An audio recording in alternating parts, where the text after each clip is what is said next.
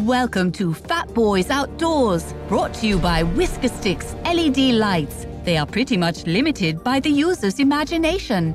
Find them on Facebook. Go. Alright, this is Chris Jenkins and Paul Ragsdale here with Team Fat Boyz, and today we're going to do a video about knots. And I'm just going to start where it kind of started for me. And this is the first knot I learned when I was a little boy. I call it my everything knot. I use it for pretty much everything.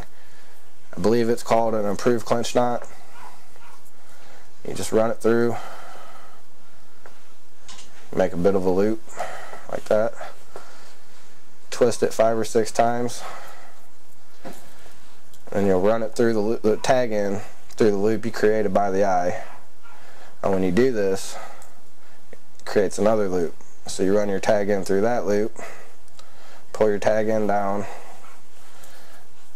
cinch it tight. That's it right there. That's pretty much the knot I use for everything.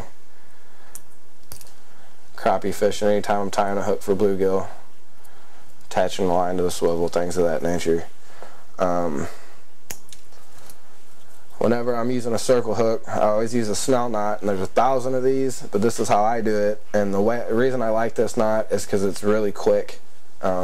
Everything I do, it's important that I can do it fast and effectively. So this is the knot that I ended up going with. And you run your tag in through the front of your hook, pull about 8 inches or so out, you make a loop, and you pinch it down to the shank of the hook, just like that. You're going to take your tag in, run around the shank of the hook. I usually go about 7. Then you have your loop here and your tag in. You run your tag in through that loop. I cinch my tag in down first, and then my main line. That's how I snell a hook. And when you do that a few times, it gets really quick and easy to do. And I know the knotless knot is really popular. I don't like it because it backs out of itself so easy. It comes untied. So that's what I use and why. Yeah, that ain't gonna come off there easy. Why is it? The surgeon's loop, the one I use for weights. Okay. Alright, you ready? Alright, the next knot I'm gonna do is called a surgeon's loop. And the main reason I tie this knot is to put sinkers on quick and easy. Now all it is, it's extremely simple. It's just a loop. You run it around your finger twice. That's what you're left with. You run that through there and you cinch it down. It's that simple. Now, I don't think I tied it big enough to show you guys, but I'm gonna try.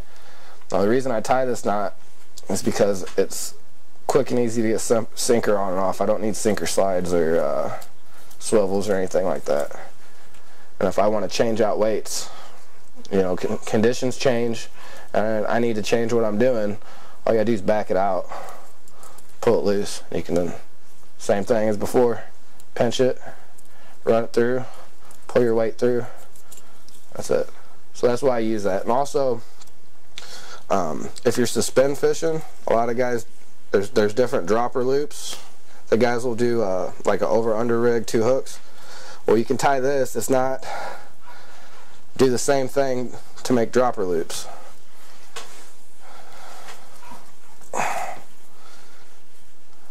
Take it, wrap it twice, run it through, and that's the dropper. And then all you'd have to do to attach your hook, same thing, almost same thing as what you did with your weight there. You pinch it, run it through, pull your hook through it, and then pull it. Now there's another way I tie droppers that's, this knot, from what I understand here, is not as strong as the other way of doing droppers because it pinches down on itself.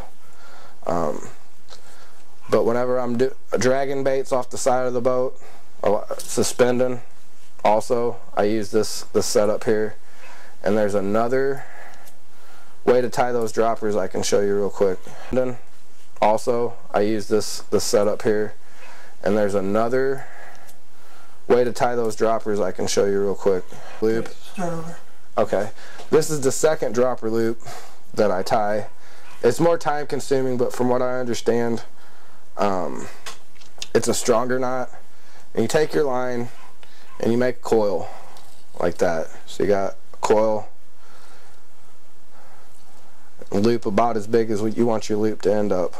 So you got your tag end, your main line, and this loop here. This is probably going to be a tough one to get. But I pinch these two ends down here and here, and I twist it around itself about 6 times. This is what you're left with. You got this on both sides and this line coming off the bottom. What you want to do is pull that line off the bottom through your loop and take your tag end and your main line and pull it tight. That's another way of doing a dropper loop, and from what I understand, this knot's more secure, stronger. It's not as likely to break on you, but it's not very easy to tie. So this is the Palomar knot. I do not tie it a lot, but whenever I'm attaching braid to my swivel, usually is when I'll do it. And you just take your line, fold it. That's all it is, and you run it through. You make a loop, just a simple overhand knot, and this is what you're left with. And you want to take your loop from your tag in here. All you do, pull your swivel through it and then cinch it. I cinch the main line first usually, and that's a Palomar knot. Now the only time I really ever use this knot is, that's some tough stuff.